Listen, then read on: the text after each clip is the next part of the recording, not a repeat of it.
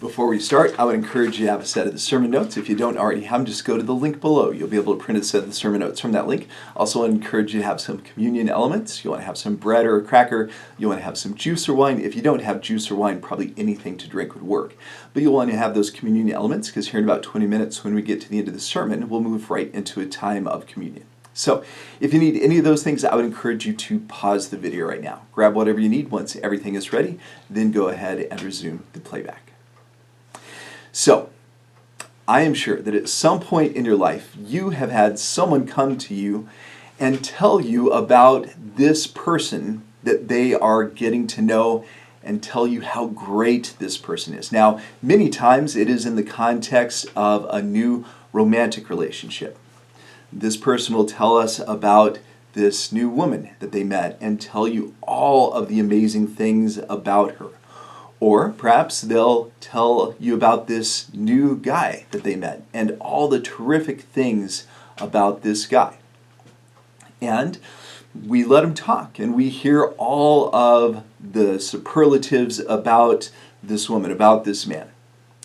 And maybe sometimes we know this person on our own, and maybe sometimes we agree with what we're being told, or maybe we don't agree with what we're being told. But either way, we just kind of let them go.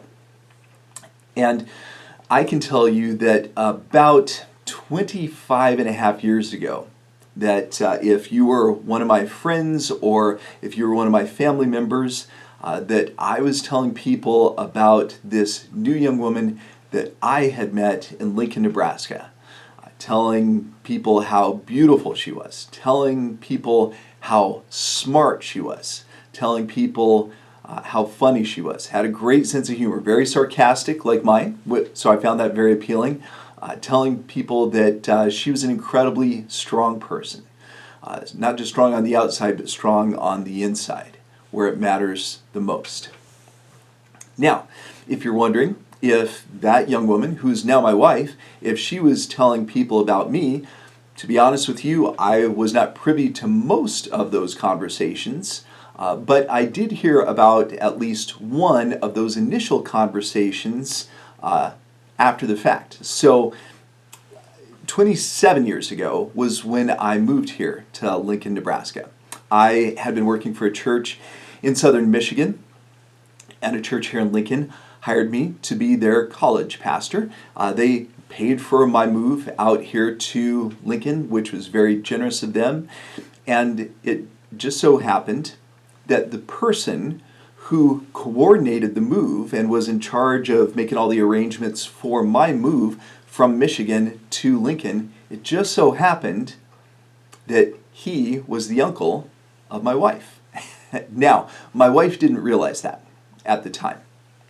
So, one of the first Sundays that I was on staff with this church, they had me stand up, they introduced me to the congregation, and my understanding, I've been told this story afterwards, is that when she went out to lunch with her family after the service that day, that she told the people in her family that she thought that the new college pastor was kind of cute.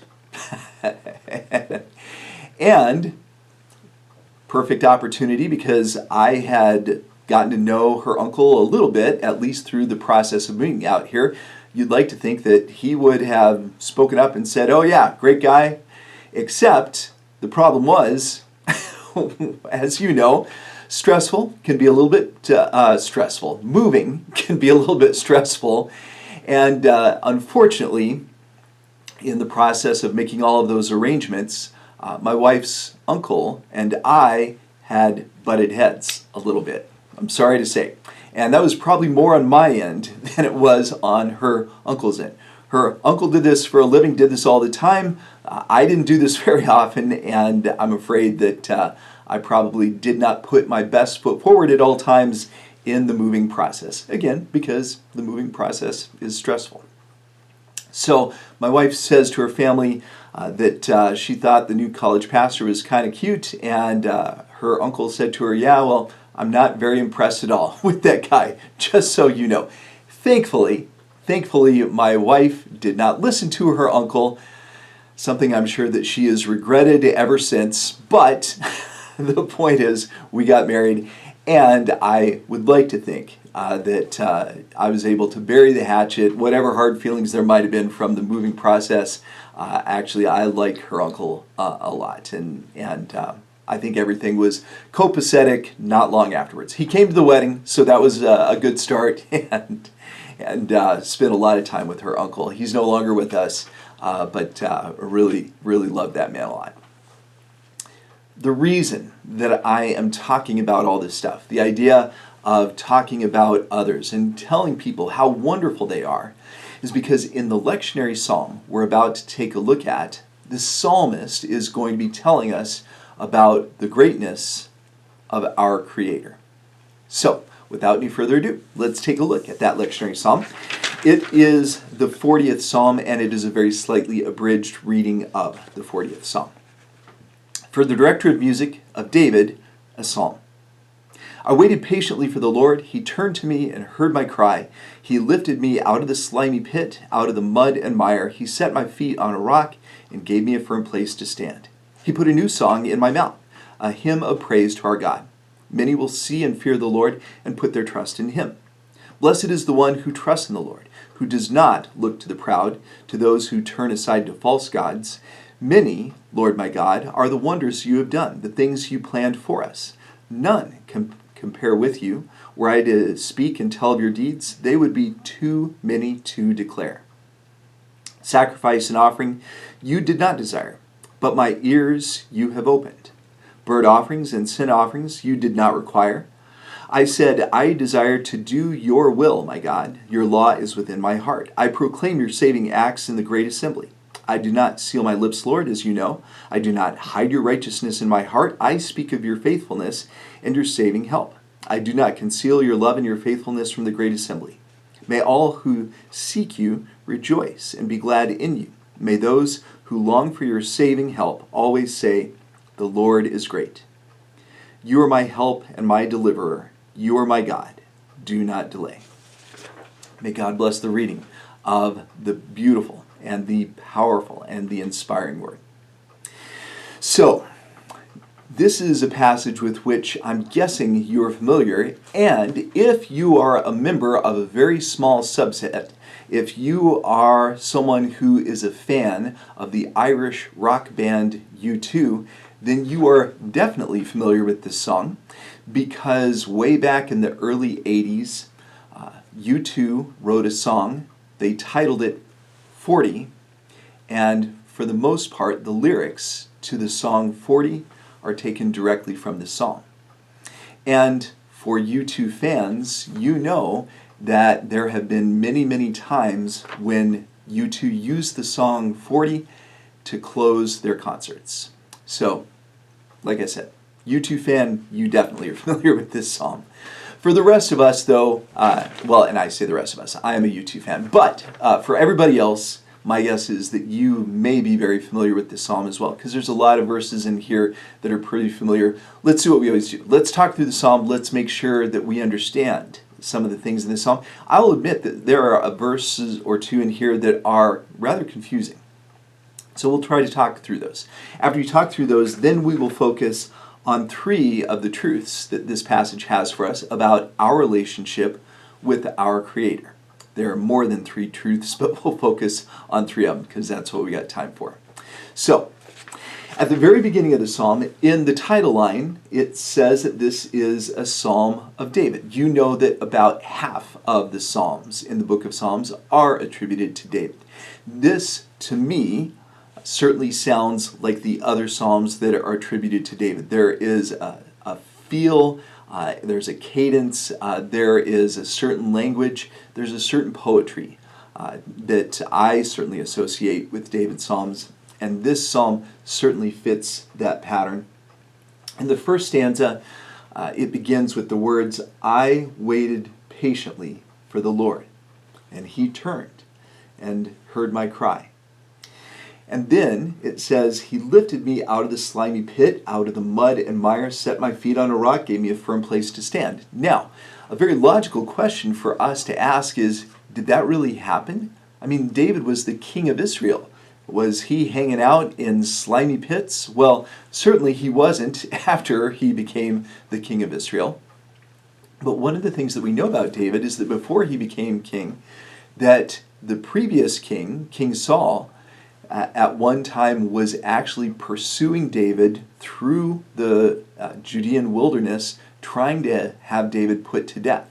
And we know that there are times when David was hiding out in caves, and so at some point in this pursuit, did he find himself in the bottom of a slimy pit? It is entirely possible. So is this something that literally happened? Possibly. Is David speaking figuratively?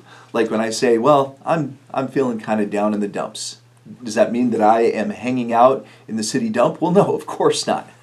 I am just speaking figuratively when I say that. Maybe David was speaking figuratively as well. Regardless, in verse 3, David says, God put a new song in his mouth. And again, I would contend that David was the most prolific musician in the entire Bible. And so David said this was the source of a new song that God gave to David. So that's the first stanza. We get to the second stanza, and in verse 4, David says, Blessed is the one who trusts in God, who doesn't look to the proud, who doesn't turn aside to false gods. So David was saying that 3 millennia ago that there were some who, rather than trusting in their Creator, that they chose to trust in proud leaders, that they chose to trust in false gods. And we can look at that and we can say, well, they were pretty backward 3 millennia ago. Thank goodness that doesn't happen today. And of course, you know how I'm going to respond to that. And I'm going to tell you that there are still lots of proud leaders all over the world that people will put their trust in. And when we know that they put their trust in false gods like Baal and Asherah and Molech 3 millennia ago, I realize and you realize that there are not many people who put their trust in those false gods today, but you know that there are other false gods. False gods like wealth and power and fame, and the list goes on of the false gods that people choose to follow in the year 2026. And so what David says in verse 5 is, there are so many incredible things that you have done, God.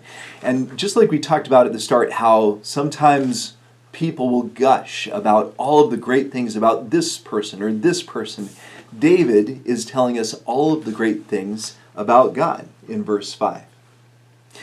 Then we get to the middle stanza. We get to verses 6 through 8, and I will tell you that verse 6 can be a little bit confusing because David starts by saying, sacrifice and offering you did not desire. Burnt offerings and sin offerings you did not require. Now, of course, in the year 2026, you and I don't engage in sacrifices, in burnt offerings, in sin offerings. But the reason that you and I don't engage in those things is because when Jesus made the ultimate sacrifice 2,000 years ago, that he made that sacrifice once and for all. That is why we don't continue to offer the sacrifices that they did offer in David's time. And in the Old Testament, they lived under the Old Covenant. We, of course, today live under the New Covenant. But under the Old Covenant, they had their sacrifices. They had their burnt offerings, that they had their sin offerings that they offered every day at the temple. And so why is David saying, sacrifice and offering you didn't desire, burnt offerings, sin offerings you didn't require? Well, the reason that David is saying that is because he is about to make a point, and he's doing it in a hyperbolic way. He is exaggerating to make this point. Let me give you another example.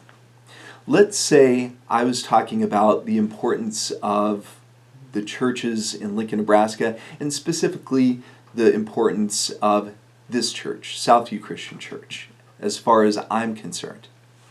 I could start off by saying, I don't care about the other churches in Lincoln, Nebraska. I only care about Southview Christian Church. Now, do I care about the other churches in Lincoln, Nebraska? Yes, of course I do. I care about them a great deal. But if I was really wanting to be emphatic and I was really wanting to drive a point home, then maybe I would make a hyperbolic statement. I don't care about all those other churches. I only care about Southview, when in fact, I do care a lot about all those other churches. I think that that is what David is saying here, because we know that God required the sacrifices, the burnt offerings, the sin offerings under the Old Covenant. David lived under the Old Covenant. The point that David wanted to make is in verse 8. This is what David is really trying to drive home. I desire to do your will, my God. Your law is written within my heart. David is talking about the importance of his obedience to his Creator in verse 8. That is the point that he is trying to emphatically drive home. So, I think that's what's going on in this middle stanza in verses 6 through 8. Then we get to verse 9, and David says, much like we talked about in verse 5, David says, I just got to tell everybody how great you are. I proclaim your saving acts in the great assembly. I don't seal my lips. I don't hide your righteousness in my heart. I speak of your faithfulness. I don't conceal your love from the great assembly. David says, I let everybody know. Just like that person who's just fallen in love and they're telling everybody how great this person is, how great this person is. David is telling everybody how great God is. And we then get to the very end of the psalm, and there's something interesting I want to point out to you. To me, this is humorous. At the very start of the psalm, in verse 1, David says, I waited patiently for the Lord. He turned to me and heard my cry. So at the very start of the psalm, David is talking about the importance of patience. We're actually going to talk more about that here in just a minute. And then we get down, those are the first words of the psalm. The first line, the first words, I waited patiently for the Lord. Then we get to the very end of the psalm. We get to the final words of the psalm. And David says, you are my help, God. Do not delay. So hurry up. I need your help, God. Hurry up. I can't wait any longer. After I waited patiently, now do not delay. Hurry up and help me out. So, humorous to a Bible nerd like me. I don't know about you. What I want to do now very quickly is I want to talk about 3 of the many truths that the psalm contains about our relationship with God. I gave you a sneak preview just a moment ago. The first is this. Our relationship with God should help us grow in the area of patience. Our relationship with God should help us grow in the area of patience. Now, my guess is that there are some people who are watching this video right now, and you are just naturally a patient person. I say, God bless you, more power to you, and I want to be more like you because I'm afraid that is not who I am. I am not a patient person. And one of the things that we are all supposed to be is we are all supposed to be patient people.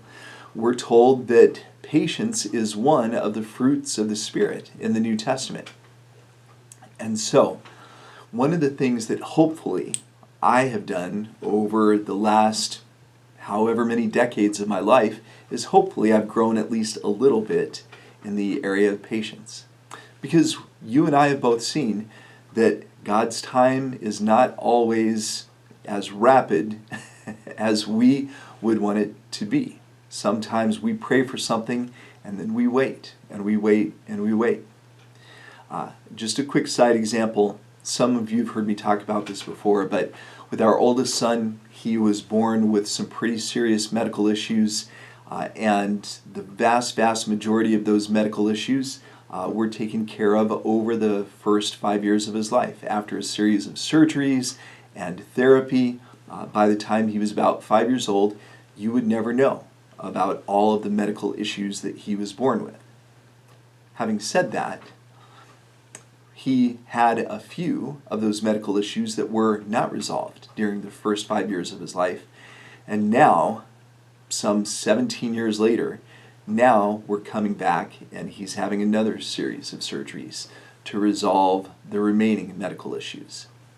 And it's just an example where his mother and I, and our son in particular, have had to practice patience.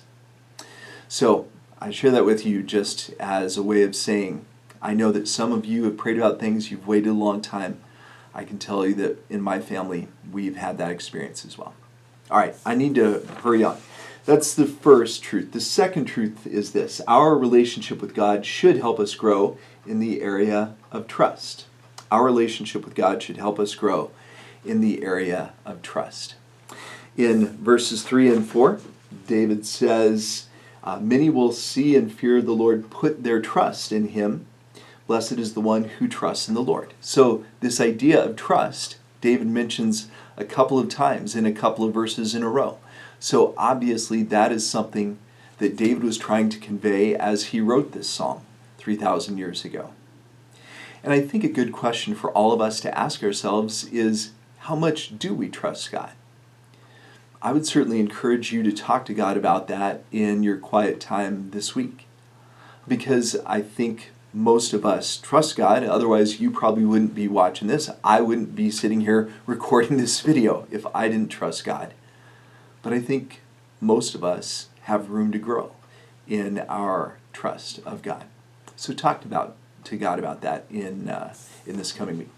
That is the second truth this passage has. The third truth is this: our relationship with God should be marked by obedience. Our relationship with God should be marked by obedience. Now I want to go back and I want to reread that middle stanza. Again, I know it's a little confusing, but this is where David was being hyperbolic, where David was making a huge exaggeration in order to make the point.